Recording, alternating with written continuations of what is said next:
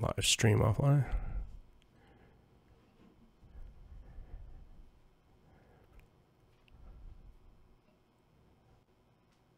Hey guys, anybody here? Nobody's here. Way to all be here. Let me send out a link.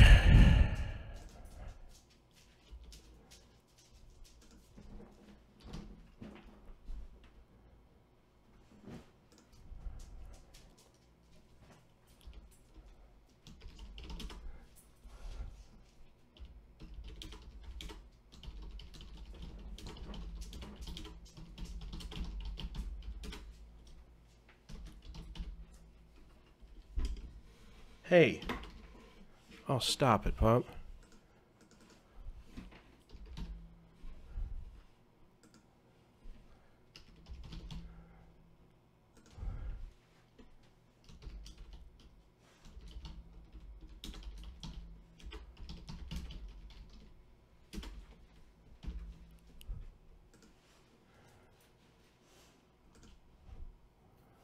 Nobody watching. Unbelievable.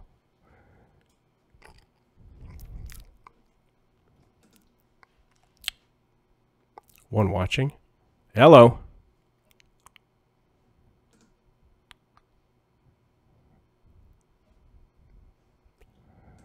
Who's there? Hit the chat.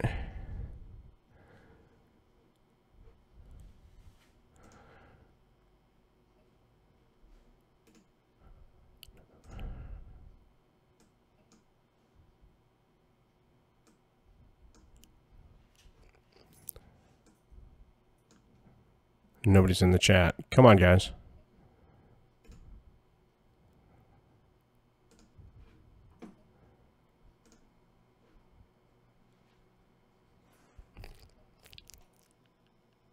I'll just smile at you.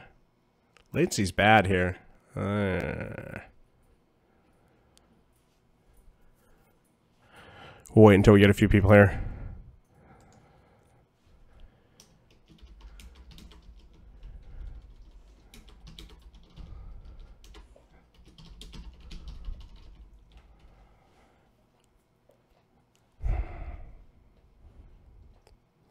Did not tell me who's watching.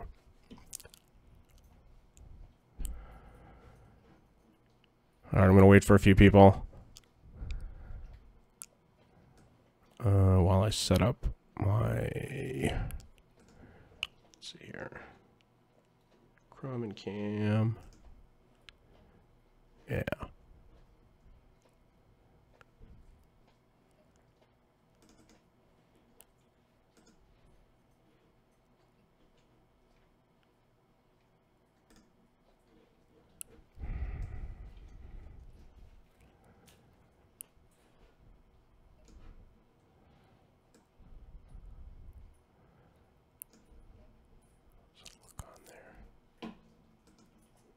Yeah, it could be a little wider. And even a little wider than that. All right. We'll just do that one. Still just one person here. Wow.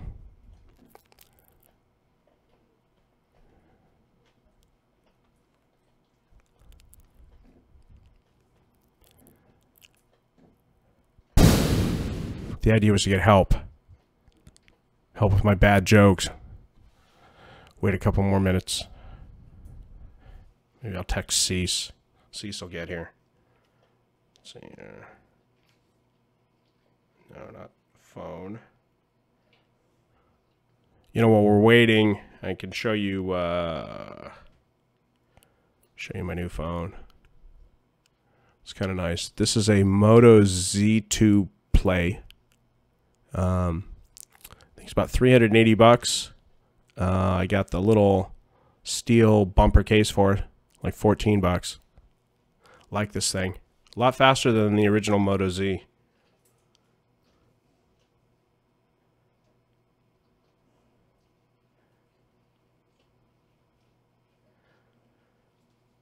I just texted Cease, so we should have like another viewer here in a minute.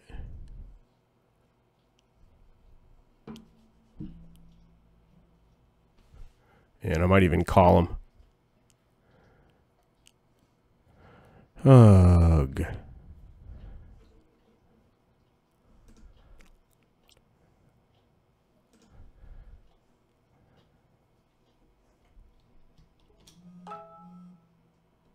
Oh, now he's going to show up.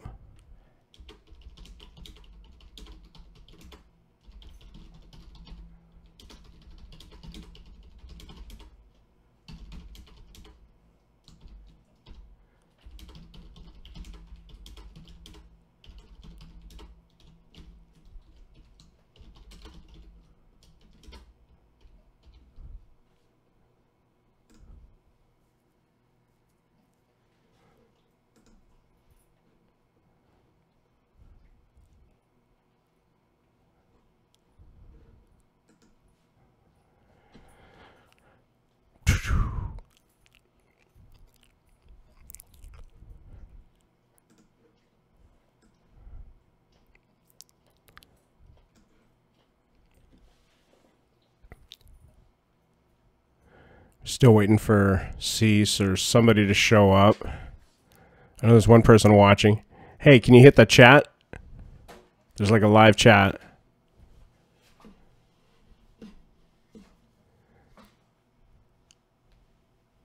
That's how you guys are going to interact with me. Maybe.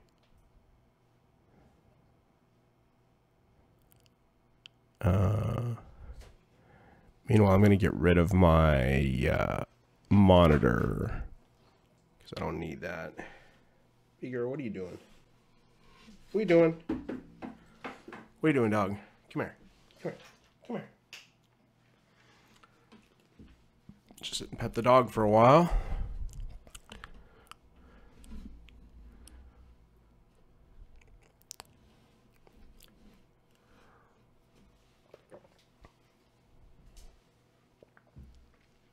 Oh, so many of you favorited this. So many of you were interested in helping me write comedy. And right now I got 2 people show up. I can show you some other things. This is my new coffee thing that I'm really enjoying. I mixed this in with little non-fat milk. Whoop, yeah.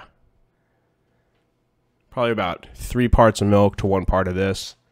And it keeps me going all day. And it really easy on the stomach too. That's real important when you're old like me. And you know, even when you're flu ravaged, it can kind of help out. It's not, you know, you mix it up with mix the milk with the coffee. It's not too phlegmy on you. Cease, my man, what is taking you so long? How is this not working? Okay, baby girl, come here. Come here. I mean, I know all the... I'm looking at my phone right now. I know that the... I know the notifications went out, so you check this out. You can see it, the YouTube notification there. Help me write and refine 3 jokes. This is on all your phones, right? So I know you should be showing up, but you're not.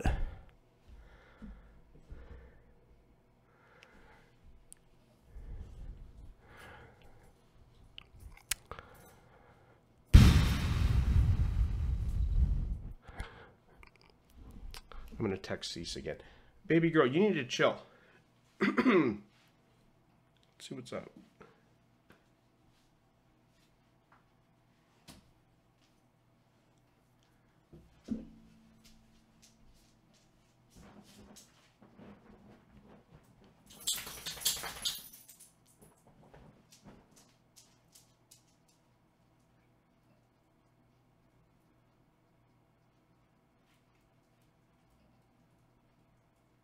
Now you're on. Okay, so Cease is on. All right, chat at me, bro.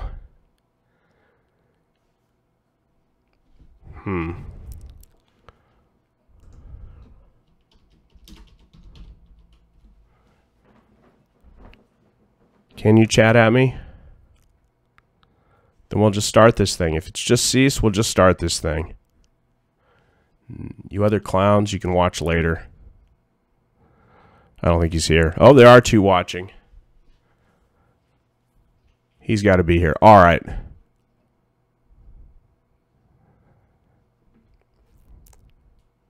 Chat at me, bro. Or don't. All right, let me tell you what I'm going to try to do here is I was hoping there'd be more than 2 people, but I want to spend some time with you guys improving 3 jokes that I've written. So I've seen Owen Benjamin do this on a video cast. Of course, he has like more than 2 people show up because he's like a real comedian. And he has like lots of followers, which I don't yet. And it can be really helpful. Or you guys can have a good time in the chat, clowning my jokes or how I look after 2 weeks of ravaging flu or whatever you want to do. So on each of these, what I'm going to do is I'm going to read you. Cease is having trouble chatting. Well, I'm going to tell Cease to text me, bro. Just text me. The chat should be open. What? Let me check the chat. Enable live chat. Automatically block spam. Oh, maybe you're just like... All right, I'll let the spam messages in. Maybe you're spamming me, dude. Like, yo is a spam message. All right, whatever works. Or you could just text me if you want. That's cool too. If you have some ideas. Each of these, I'm going to read you the bit as I've written it out, and I'll write out these bits, and I write it like in my voice, and try to be perfect with it and everything else. And then, of course, the first time I perform it, I probably forget some salient points or just totally screw it up or whatever else. But I do like to write them first, and that kind of gets me in the mood to perform it the first time. Then after I read it to you, I'll screen share the Google Doc and get your feedback, and we can kind of work on it. And each of these is a meandering story with a big punch. 2 or 80% based in truth with some embellishment. I'm open to more embellishment if it gets more chuckles during the setup because I don't want to bore people to death when I'm trying to tell them a joke. Like I'm sure I'm boring Cease to death just telling them what the ground rules of all this are because I figured I'd have more than one person watching. One of these is a bit based on a news story, so it's not really that based in truth. I'm going to set a timer for 15 minutes for each of the jokes. We don't have to use all the time, but I'm going to do a hard stop on each if it runs out. And I'm going to try to perform these on stage Sunday at my favorite open mic. You could probably hear in my voice that I am struggling with a flu. So we'll see what happens on Sunday, but that's what I'm going to try. That's what I'm aiming for. And I found in my 11 months doing stand-up that it takes me a few attempts telling a story or doing a bit to really get the nuances of performing it. So I'll share those with you, those video clips with you, and eventually I'm going to create an edited video that recaps this whole process. And I appreciate all your help. If the chat gets too wild or miss something important, you tweet at me or DM me on Twitter or Cease. You should just text me, man. Text me. That'll work. So here's our first bit. This is, I don't know, can you guys hear that? What'd I do with the, where'd the headset go, dog? Is it back here? It is back here. I think, oh yeah, you guys can hear this. Or maybe you can't. I hear it somewhere. No. Okay, so here's what happened is I found this on Drudge the other day. Scientists, they found an Alzheimer's treatment while trying to cure diabetes. So that's the premise of the bit. And so the way I've written the bit goes like this. Let's stop this. I don't have that thing telling me what's up. Okay. I read this week that scientists working on a pharmaceutical cure for diabetes accidentally found, real important point, that the drug helped with memory loss and it could end up being a treatment or a cure for Alzheimer's disease. One of the scientists then lost the drug formula and spent hours looking for it around the lab. Then while wearing his lab coat but no pants for some reason, he went outside, sat on a riding lawnmower, started it up, and drove it down the street. He stopped at a mailbox, opened the door to the mailbox, and ordered a double animal style with well-done fries and a strawberry shake. He waited for 10 minutes, then closed the mailbox and drove off. He took side roads. Why I typed this bad. He took side streets to the fence at the end of the south runway at a local airport, where he was found the next day sitting pantsless with his lab coat open on the lawnmower, watching planes descend over him and land on the runway. So you guys can tell I'm working hard to get into hell this year with Alzheimer's joke. My Nana, rest in peace and bless her heart, never suffered from Alzheimer's, fortunately, but she did in her old age complain about forgetting various things. One day she announced, "It's my SRO. Can't remember shit." We're all still stunned. Okay, so that's the Alzheimer's. That's the Alzheimer's bit. So let me switch to Chrome, and I'm sharing this with you. And this is where I'd like your help with. Okay, did you think the setup was? Did you think the story was good? Did you think it was too subtle? Did you think, what did you think? So if you want to chat it at me, or Cease, if you're watching, you could text at me. That's cool. I guess I'd like to know what you think of the joke. It's probably like, it's probably like 2 minutes in a set. So, kind of looking to do a, 10 or 15 minute set. This would be like, a third to a quarter of it, with applause breaks. There'll be lots of applause, right? So reading through this, then while wearing his lab coat but no pants, he went outside, sat on a riding lawnmower, started up and drove down the street. He stopped at a mailbox, opened the door to it, and ordered a double animal style. You know what? I can't edit it that way. I have to edit it here. With well-done fries and a strawberry shake. He waited for 10 minutes and closed the mailbox and drove off. He took side roads to the fence at the end of the south run of the local airport, where he was found the next day, sitting pantsless with his lab coat open on the lawnmower. This is really weird. Google Docs likes lawnmower here, does not like lawnmower there. Isn't that weird? The spell checker's just mad. Watching planes descend over and land on the runway. Yeah, so that's that. And then the punchline, I don't know if this is too subtle, but it's like when she said it, "It's my SRO, can't remember shit." I mean, like she couldn't remember the acronym, which is kind of hilarious. Yeah, it was quite the applause break when we're all standing around. My Nana did another amazing thing. This was like 1992. I graduated with honors from UC Irvine, and they had an honors convocation, and we could all bring our family, and they had like a really nice ceremony for all of us to say how smart we were and everything, and then a nice reception with some great food. And one of the tables at the buffet had meatballs, and my Nana tried to put a meatball on her plate, and it rolled off like right in front of her feet. And so, that's kind of funny, right? And but she stares at this meatball, and she stares at it for like, I don't know, 4 seconds or so, and she's staring at the meatball, and she's staring at it, and she's staring at it, and then she picks her right leg back, and she kicks it clear under the table. And we're all watching this, and she has no idea anybody's watching. And it was just the funniest damn thing, because she did get the meatball out of the way, and then she kind of looks up, and she looks around, and she saw that we all watched, and she saw that we were all laughing, and it was one of her great moments. Anyway, that was my Nana. So that's the Alzheimer's joke. Cease said setup is fine. Did you like the joke, Cease? Do you think it's kind of a keeper? I don't know. I guess I'm gonna have to wait for like a minute, because you're like a minute behind me. So you know what? I'm just gonna excuse me. I'm just gonna cough, and we'll move on to the next joke. This one's kind of appropriate because I am what's the word? I've been sick. I've been sick since just before Christmas.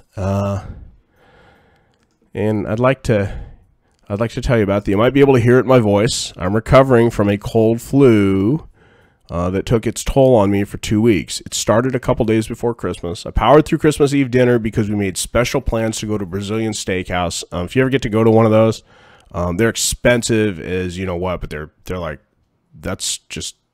they're amazing. There's one in Irvine by the John Wayne Airport that's like really good. And then for people watching, it's really incredible too, because it's expensive enough that you get like the real high class people, but sometimes the high class people are like pimps and they bring their hookers and stuff. It's really weird. People watching, absolutely excellent there. And of course, I wouldn't miss our Christmas Day gift exchange and dinner, but I stayed away from close contact with anyone, didn't eat much, and I went home early. I actually had the week mostly off between Christmas and New Year's. By the way, I'm fighting with the dog underneath me. That's what all that noise is. She's trying to get in here. If Great Blue Dini were on, I would.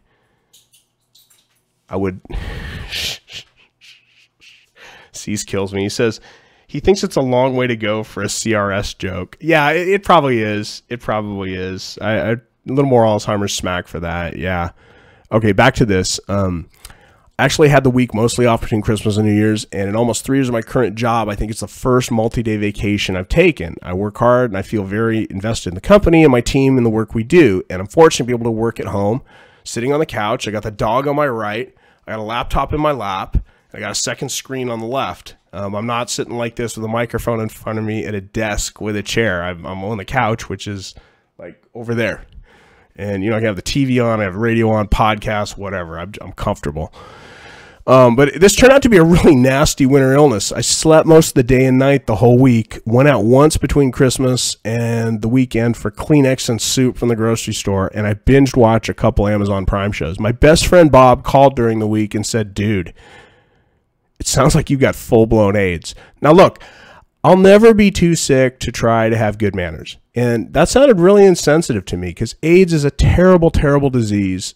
For more than a decade until the mid-90s, it was basically a death sentence. Like when Magic announced that he had attained the HIV virus, we were all, besides laughing at his grammar a little bit and his word choice, we were all very scared for him. And, we're scared for people who played with him too, because, nobody really knew or was quite sure, how easy it was to transmit it at the time. Even now with great efforts to prevent transmission and strong drug cocktails to keep it from ravaging the body, it's not a pleasant thing or anything we should ever joke about. So I mustered up all my mental energy I had, and believe me, it was like zero. And I asked Bob, have you ever seen an AIDS quilt? Each panel's a story of someone who died from the disease. Stitched together, they show how many sons and brothers, mostly, taken from their families by this horrible disease. Have you not seen Rent the Musical where you're not moved by it?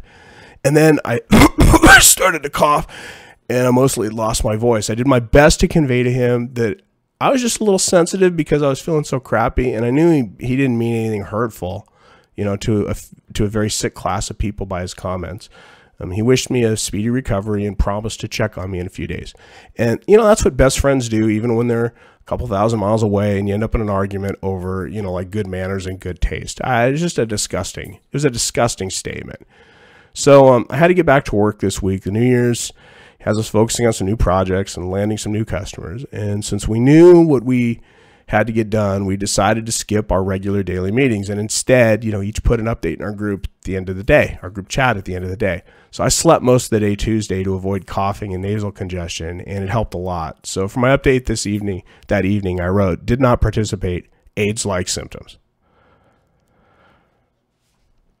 All right, Cease is like, holy shit, dude. That was a long way to go for AIDS-like symptoms.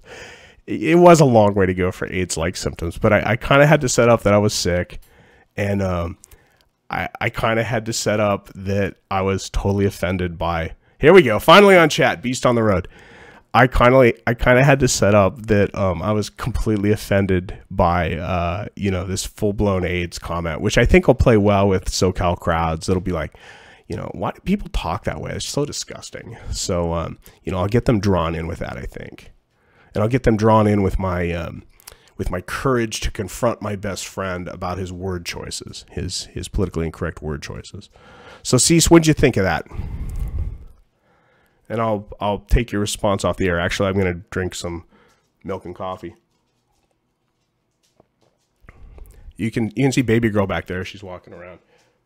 Oh, by the way, bringing this up here for Cease. I showed this earlier. This is the coffee that I like now. And I go, all right, you liked it. Funny. All right. Anyway, I like this Stoke coffee. This is good. I mix it about 3 parts milk, 1 part this, and drink this through the day. Non-fat milk, so it's not heavy, and it just kind of keeps me awake, and it doesn't hurt my stomach. So that's my coffee plug. All right, The next joke, I've actually told this one on stage, but I really want to refine it. And the couple times I've told it on stage, I got great reactions to it. So here's the joke. Ever have a car you loved but had to get rid of? So I had a 2002 PT Cruiser that I bought as a second car to transport an elderly dog, Monk, if you remember Monk, who was, rest in peace, Monk, 11 months ago. It was difficult to get into my Jeep. He couldn't climb in, and he had a spine issue that made it tough for me to lift him comfortably. And when I'd lift him, he'd kind of nip at me because I know I was hurting him. But he could climb on the side of the PT Cruiser and get himself onto the back seat. It has 2 removable seats, and I left the long part of the removable seat in and then took the short part out. And so he could climb in the driver door and then climb up onto the seat. And then once he's onto the seat, he's wearing a harness, and I had a little, I had one of those little leash thingies that I had attached to a secure point in the back of the seat, and I would hold him onto the seat. And that's how he rode in the car, and he was very, very good about it. He was like just the best dog in the car. Had a great time. Loved traveling places. We'd go on these car rides, and we'd go to parks and stuff, and we'd go for short walks because he couldn't walk that far. And yeah, he just had a great time. Well, he passed away, a year ago, and I kept the car with the intention of tricking it out a little bit and having some fun with it. Didn't drive it much, and it was parked in the condo complex lot. And apparently, as I'd find out later, this really upset a neighbor, like really bad. So I'd continually get notice from private parking enforcement about the 4-day parking policy, telling me the vehicle had to be moved every 4 days. So I tried to keep ahead of that, but there were always warnings if it sat 2 or 3 days. So one week it had sat for 5 days without a warning because I'd been too busy to move it, and there was dirt on it because of fog and wind and stuff. And instead of getting a warning, Tommy and a date were written into the dirt on both windshields and the sunroof. And I thought it was weird and a bit unprofessional of security to do something like that. So I washed the car and moved it to a different spot.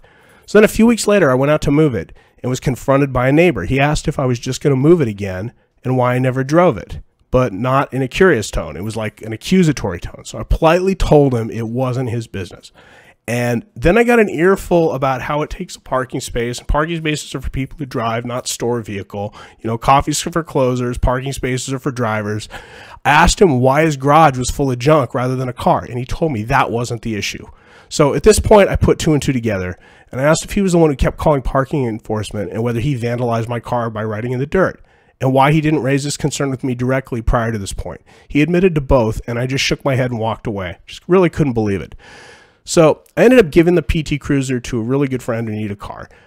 He gave it some needed attention, and he uses it as his main vehicle now. And I'm happy about where it is. But I wonder, okay, my neighbor and I have so much in common. I can't believe he ended up so upset about that. We both have boxer dogs. We're both USC football fans.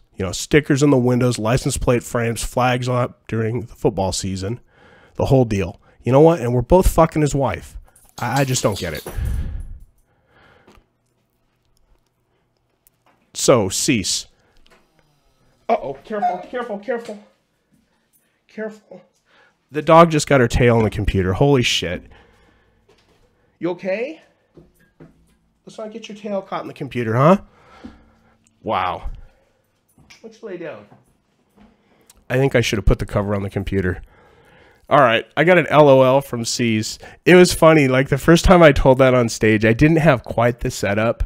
It was probably like half the setup. And then when I got to the punchline, in fact, my friend David, who I'd given the car to, was there, and he hadn't heard it before. And when I got to the punchline, it was like there were just people just like yelling. It was crazy. So that's a kind of joke I kind of like, which is just sort of a good story. There's like lots of ways that I can express energy and stuff like that. Maybe not so many jokes and stuff, but just have a punchline that's just like blown out of the water they don't expect.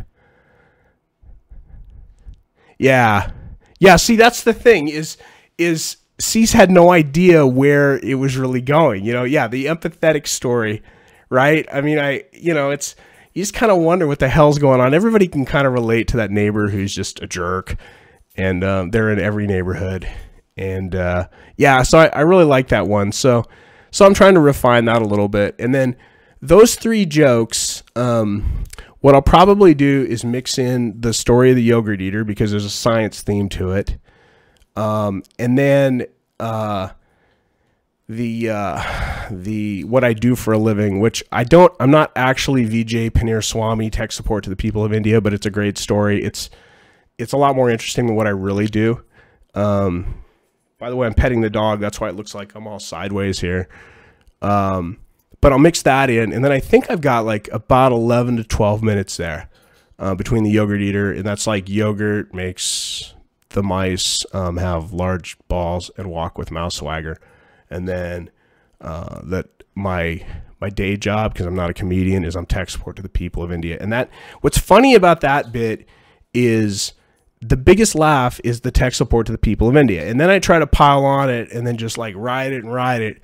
And really, there's no use. There's no use. It's like right there at the end of that. That's probably where to end with it. So I'm trying to rewrite it in terms of, like maybe what my career path is and stuff, get the empathetic story.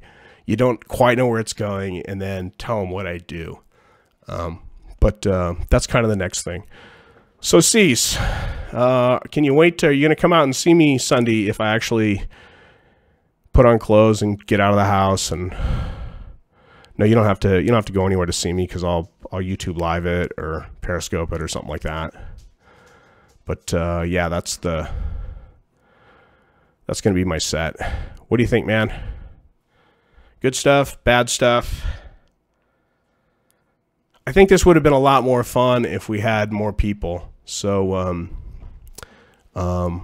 yeah, I'll put this up and invite people to watch it, and invite more people to come in and kind of joke and stuff. I thought it was more fun when we had 2 people on that computer assembly thing. All right, cool. Anyway, that's my stuff. So I thank you for watching. Those of you guys who watch this later, if you show up live, you can help me out with these things, and you can